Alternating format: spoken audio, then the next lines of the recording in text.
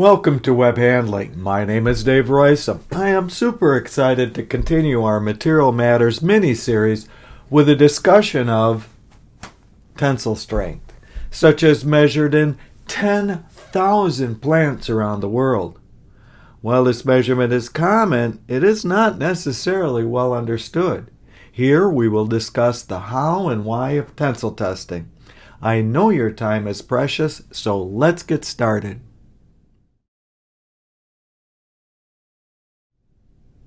There are many reasons that you might want to test tensile strength. First, it may be required to do so by commercial contract. Second, it is commonly perceived to be an indicator of quality.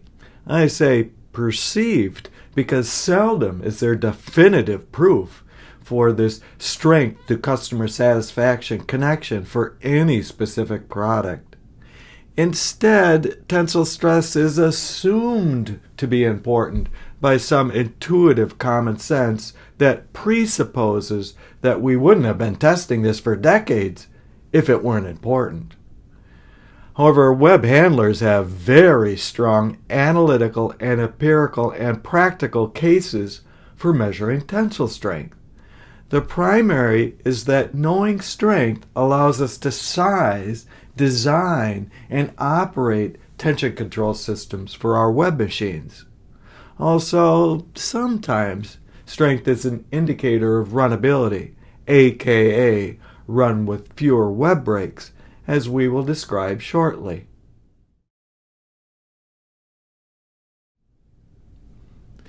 If you've watched earlier clips in this mini-series, you should not be surprised that there is no such thing as strength, as an external, universal reality of some kind that is independent of test protocols.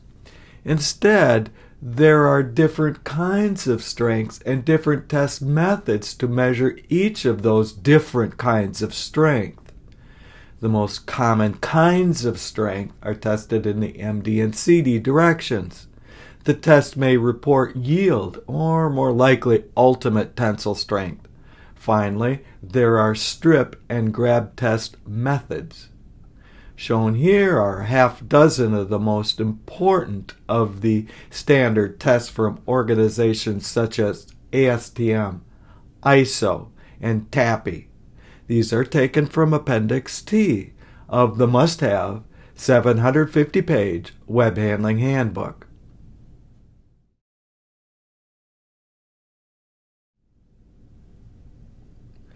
The most common test setup by far is the strip tensile, which can be performed in either the machine direction or the cross direction or both. As shown, a sample of about an inch or so wide and perhaps 10 times as long is held in a pair of full-width grips. The bottom grip is stationary and may have a load cell where the tension is measured. Typically, the top grip moved and is equipped with both a position sensor where you get ultimate strain and sometimes called stretch. While I could talk for an hour on this test alone, we will just give an executive summary here. While strength and stretch are commonly reported, the equipment can also sometimes be smart enough to measure TEA, as well as properties that we will be describing in upcoming clips, including modulus, creep, expansion coefficients, friction, and Poisson's ratio. Finally, a single word about grab tensils. Don't. Seriously, this method has no use for web handling whatsoever, and may not even be useful for quality purposes even in the textile and nonwoven industries where it is still occasionally found. The grab tensile uses grips that are narrower than the specimen. The result is a complex state of stresses at the edges of the grips that makes test results difficult, if not impossible, to be used for predictive purposes.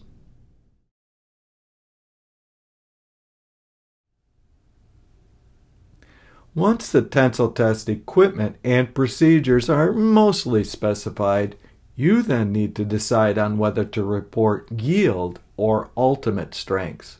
Refer to the stress strain graph at the side. Yield is shown in orange. Stresses and strains below that point make no permanent changes in the web. Anything above that point changes the web permanently in terms of length and quite possibly strength. However, yield is quite complicated to both define and measure, and it is not usually very different in value than ultimate. Thus, for expediency, we usually test, report, and use ultimate or peak stress rather than yield. Like anything in testing and web handling, units are very, very important. Proper units are pounds per inch of width in the US units and kilonewtons per meter everywhere else. On some tensile testers, you can get ultimate strain, sometimes also known as stretch. This is very important property for nonwovens, tissue, rubber, and other stretchy products, but may not be quite as useful for many stiffer products. So, what is all this good for? Well, as we noted in slide 1, it is a commercial specification for many products because it is perceived to be an indicator of quality or consistency. In web handling, we have a vital use for MD tensile strength, that is to size and specify and operate tension control systems ranging from brakes to motors to dancers and load cells. Almost all products run in the range of 5 to 25%.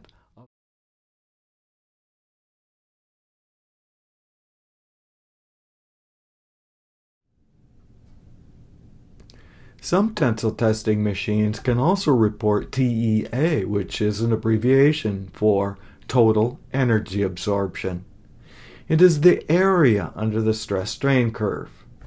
So why is this important? It is because a high TEA means both high strength, which is good for tension control, and high stretch, which is good for draw control and runnability. More specifically, it means that this material is ductile and forgiving and less likely to break in both web handling and in final use. The few studies on web breaks indicate that TEA may be a much better predictor of runnability than traditional peak strength. I cover runnability and web breaks in great detail in my 1990 articles as well as in 4 Web201 clips on this all web handling channel of YouTube, so we don't need to repeat that here.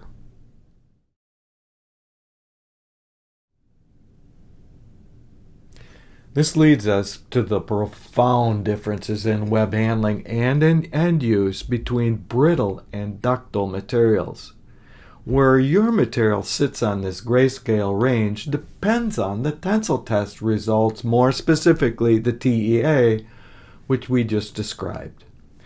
These material characteristics and why they are important are covered in great detail in Chapter 2 of our new book, so they do not need to be mentioned in more detail here.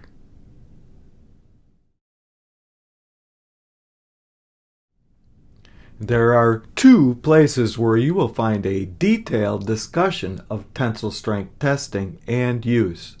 The first is the must-have 750-page web handling handbook written by myself, Tim Walker, and Dylan Jones. Also, of course, is my award-winning and trademarked Web 101 class that has been taken by about 5,000 people, just like you. Here, we will learn how to use material properties and testing to size and maintain and operate and troubleshoot web machinery.